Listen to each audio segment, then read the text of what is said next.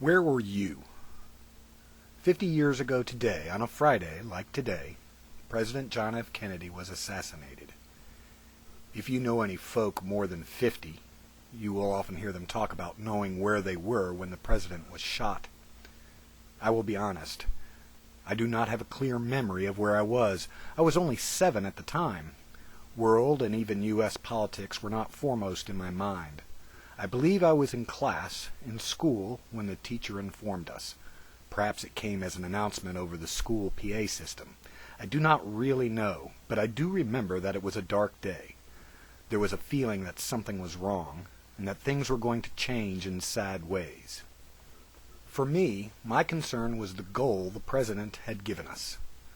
Would we still go to the moon? I so dearly wanted us to go there.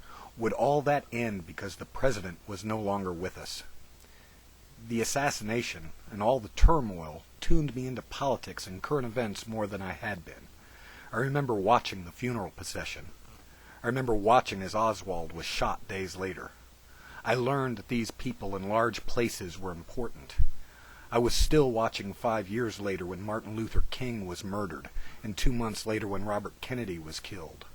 I learned that the world was crawling with bad people who have a complete lack of tolerance. We did go to the moon, and I was still watching.